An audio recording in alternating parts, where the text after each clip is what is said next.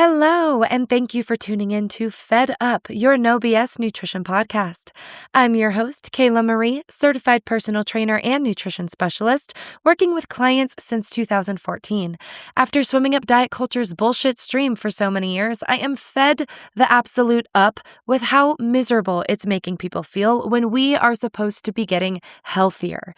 This podcast is here to help you gain your sanity back so you can stop yo-yoing once and for all and finally learn how to trust yourself so you can enjoy food again without fear or shame while still getting to your health goals. My aim is to teach you how to detect the BS in not just the food and diet industries, but in all realms of life, because I know that, like me, we are all just a little fed up. So without further ado, let's dive into today's episode.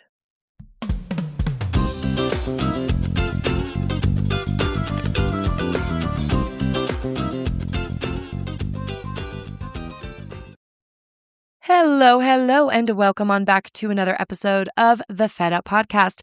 Thank you so much for being here. I am excited to chat with y'all today about hormonal health and specifically cycle syncing and how to improve your fecundability, which is the likelihood you will get pregnant every month, and ultimately what we should be doing to support ourselves through PMS and through our luteal phases and through perimenopause. We're going to dive into all of it today. And ultimately, I want to begin by adding a disclaimer here. I am not a hormone health expert. I am not an endocrinologist.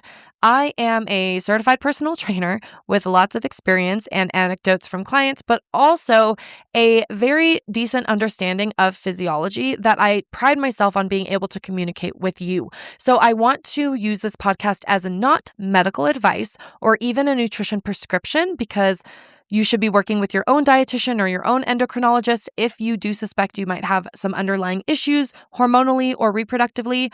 I also will say, no matter how good your nutrition is, it does not mean that we are going to drastically improve or increase your fertility. It is not you're having issues here, eat this way, and now we've solved them. That is not at all how this works, but what I will say is what we know about hormones and what we know about nutrition and how the food we eat is responsible for hormone synthesis, the creation of hormones, as well as hormone function.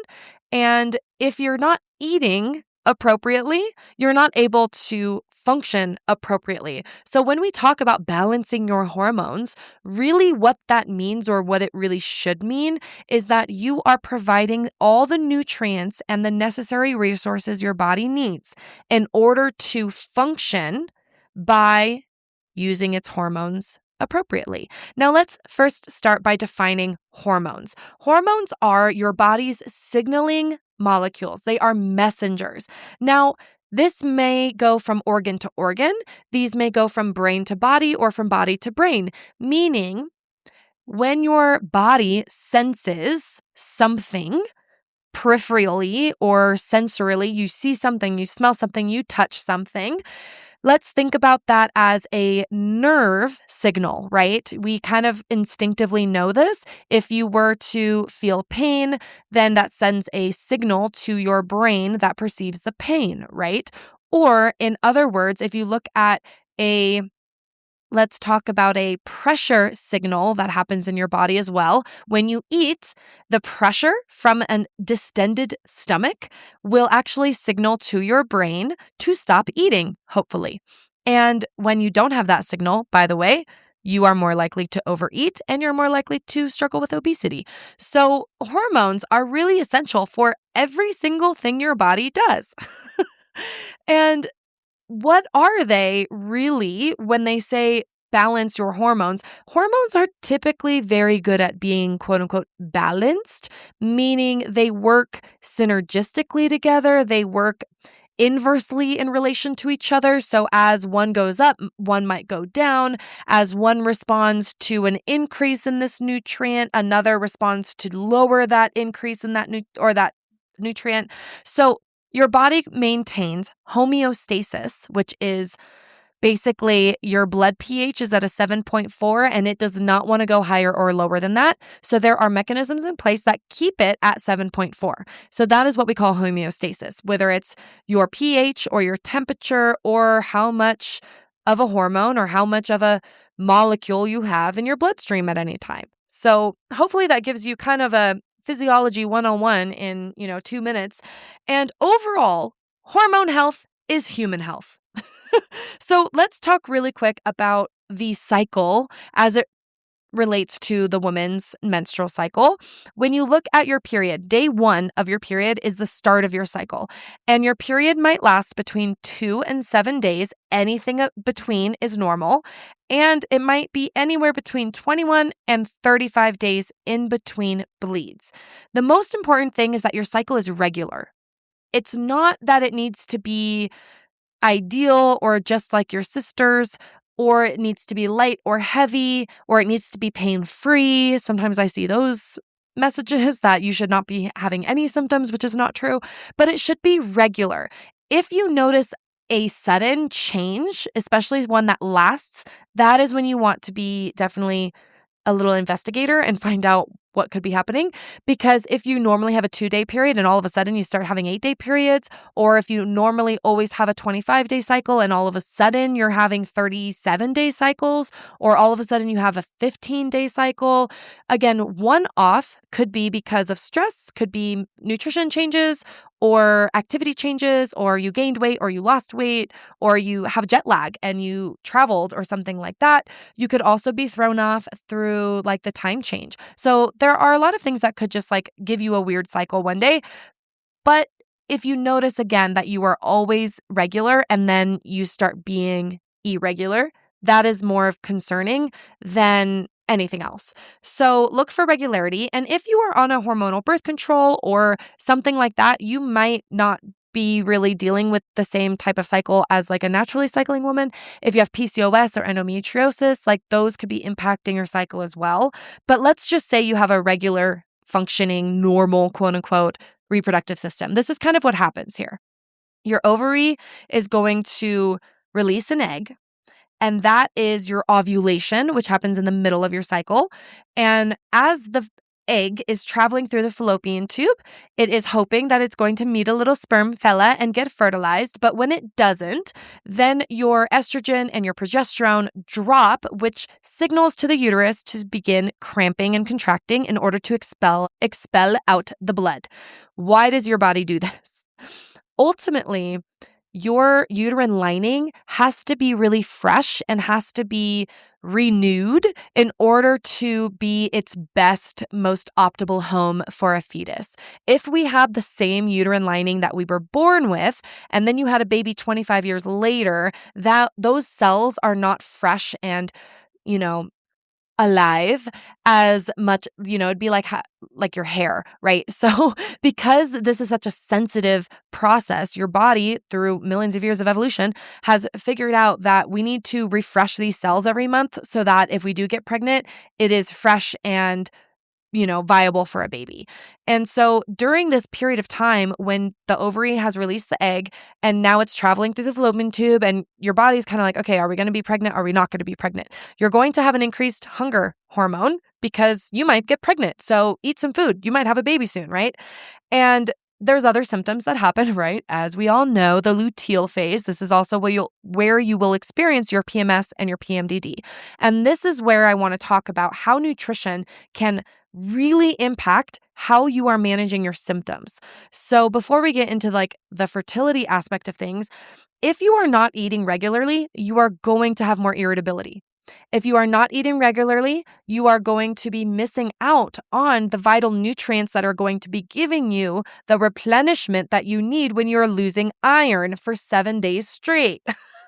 So you need to be eating enough iron, enough B vitamins, which usually come from, or do all come from animal products. So using fiber to your advantage as well in order to help digestive issues as well as lower inflammation, because that's what fiber does. So if you're not eating enough calories in general, you can't get enough nutrients. If you're skipping meals, you're going to be irritable. You're going to have higher ghrelin, which is your hunger hormone that says, well, you didn't eat all day, so you might as well eat a lot right now.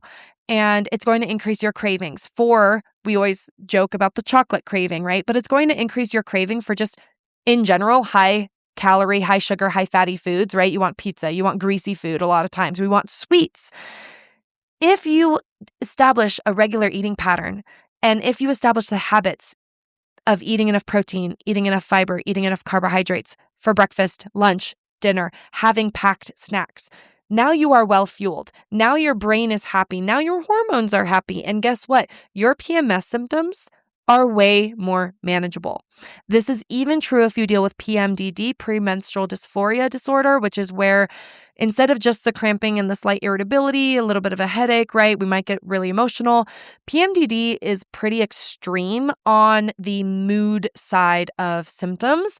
A lot of times the day before your period, it will be like you have maybe some suicidal ideation. You might have, again, like extreme uncontrollable crying fits. You might be unable to get out of bed because you're so depressed. So PMDD is pretty severe PMS mood symptoms. And again, if you are regularly eating and eating enough and eating balanced foods and a variety of foods and all of the good things, your PMDD symptoms, I promise you, will be much more managed. I'm not saying that they will go away for good or that they will be down to zero. And I'm not saying that you might be perfect about this every single month. But I want to empower you that you don't have to just suffer through some of that, because you can manage a lot of it. And it's not by like putting castor oil in your belly button. It's by making sure that you sleep and making sure that you get enough movement in and gentle movement and hard movement and exercise so that you're actually relieving some stress and giving your body something to do and some work to do. Again, maybe not like the day before your period, but overall, when you're doing these things throughout the month, you barely even notice when your period's about to arrive. Again, you're going to experience some symptoms. I don't want to set you guys up for complete disappointment when you're still having some backaches, some cramping, some headaches. That's all very normal. Avoiding it would be avoiding the natural drop of your hormones that's happening, right? Lean into it and understand what's happening there so that you can say, oh yeah, when I make sure I eat breakfast and make sure I get enough fiber in, my digestive tract is a lot happier. And then I don't have to sit in the bathroom all morning long. And now I'm not missing a meeting. And now I'm not irritable. Like, it has a cascading effect, right? So the number one thing I want you to think about is eating enough.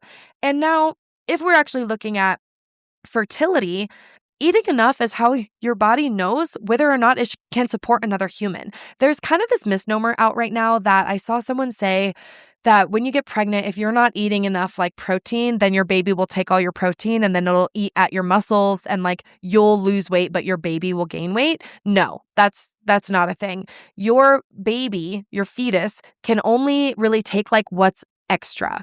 And it doesn't, your body, again, is really good at maintaining homeostasis. There might be some things that happen with pregnancy, of course, but overall, like, you need enough calories in order for your body to say, oh yeah, we can support another human.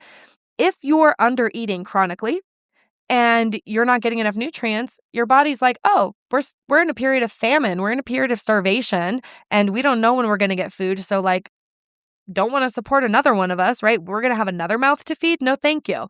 If you are not getting enough food, you're also probably not able to actually get enough vitamins and minerals and macromolecules like carbs, protein, fats. Those are what synthesize and create your hormones. Those are what create your neurotransmitters. Those are what actually create the uterine lining, right? If you think about it, anything in your body that happens because we're feeding it energy. And when you don't get enough of it, your body doesn't want to do things. And part of that doing involves creating another life. So if you're trying to improve your fertility, number one, I want you eating enough and eating regularly. Your body does not want to be thinking about where the heck am I going to eat? And now I have to eat for two.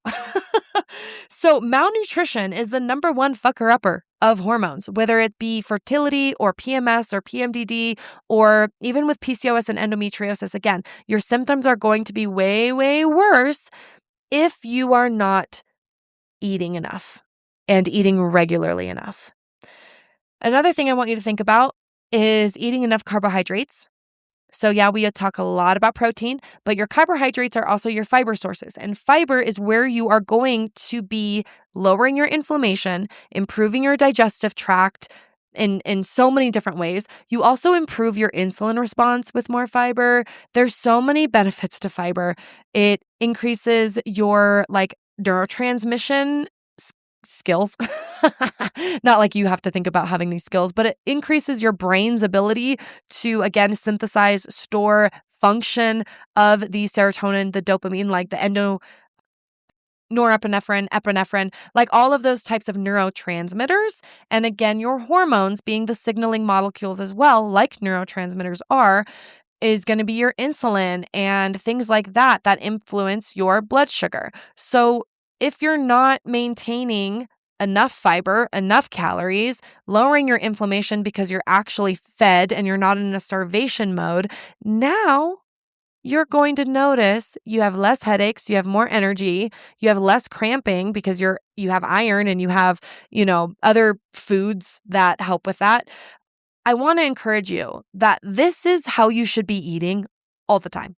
It's not because of the luteal and the follicular and this and that. Like, you don't have to cycle sync your nutrition, eat this type of food during this, eat that type of food during this. I will say during your period, eat more iron. I will say that, especially if your periods are heavy, definitely have a steak. But I'm not going to tell you that you shouldn't have steaks at other points in your period, but definitely maybe during that week you should. You should be eating fish 3 times a week. Those omega-3s are really, really beneficial for you.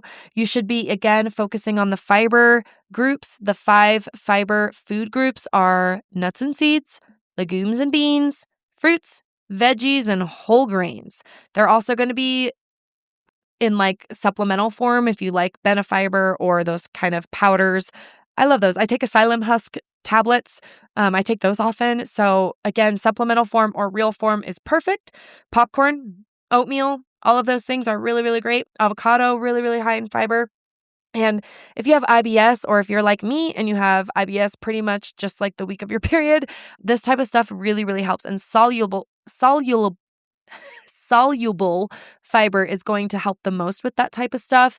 Whether you have constipation or you have diarrhea, again, look into the fiber needs for that because you can manage those symptoms. You don't just have to suffer through it. And then stress, rest, sleep, being able to find some peace within yourself and being able to manage that stress without turning to food, without turning to, just being like a zoned out zombie. If you can actually manage your stress, you will manage your symptoms. And again, the body and the brain love to reproduce when there's low stress. If you are fighting for your life, if you are high strung, you're much more likely to struggle with things like symptomologies, but also infertility. I'm not saying lower your stress and then you'll become fertile. I'm just saying that it doesn't help. And when you are able to become a well-rounded, peaceful individual who's well-fed, well-slept, well-exercised, well-recovered, you are much more likely to have reduced symptoms during your cycles and improved, I think, hormonal health in terms of how it functions, and as well as your likelihood of becoming pregnant, staying pregnant, having a healthy baby, right? If you're deficient in nutrients, your baby will be deficient in nutrients. And depending on the nutrient, it can have significant impact on that fetus and on yourself.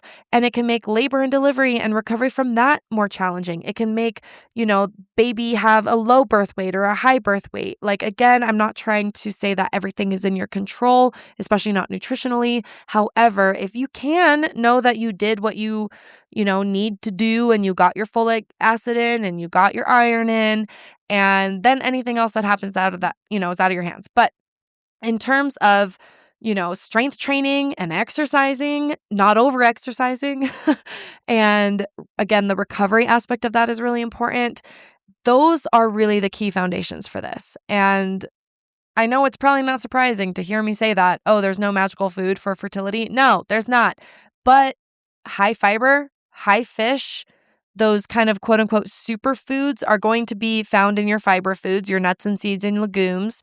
if you eat more plant-based with some of the animal is totally fine, but like more plant-based than animal-based is probably going to be better for you because it lowers inflammation. If you look at like the Mediterranean style, fish, legumes, it's definitely more of that plant forward. That is going to be beneficial for you regardless of whether or not you're trying to have a baby.